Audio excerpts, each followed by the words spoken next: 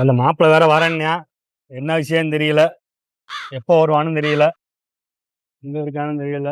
இப்போ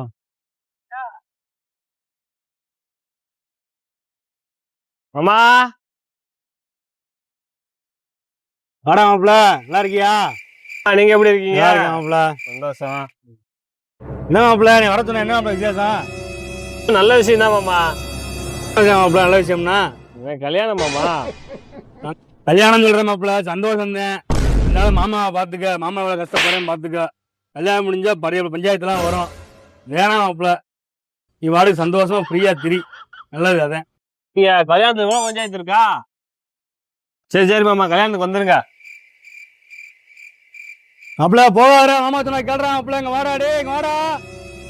டாட்டா மாமா, கல்யாணத்துக்கு வந்துருங்க. போயிட்டு வரேன், பாய்.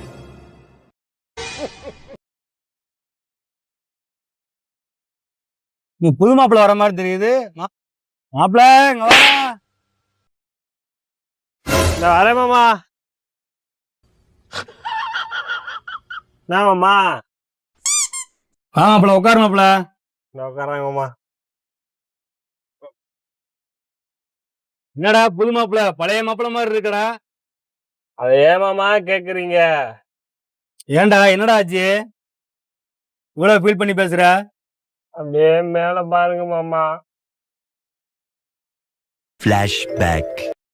மனதில் நின்ற காதலியே மனைவியாக வரும்போது சோகம் கூட சுகமாகும், வாழ்க்கை இன்பவரமாகும். உன் வாழ்வில் செல்வங்கள் எல்லாம் ஒன்றாக சேர்ந்திட வேண்டும். பூவே உன் புன்னகை என்றும் சந்தோஷம் தந்திட வேண்டும். கண்கள் கண்ட கனவுகள் எல்லாம் நிஜமாயின்று ஆனதே. என்னடா மாப்பிள்ள என்னடா ஆச்சு? மாமா நான் அன்னைக்கே சொன்ன மாப்பிள்ள, கேட்டியா அன்னைக்கு? சரி விடு, நடந்து போச்சு, எல்லாரும் நடக்கிறதே. வா சரக்கு அடிக்க போவோம்.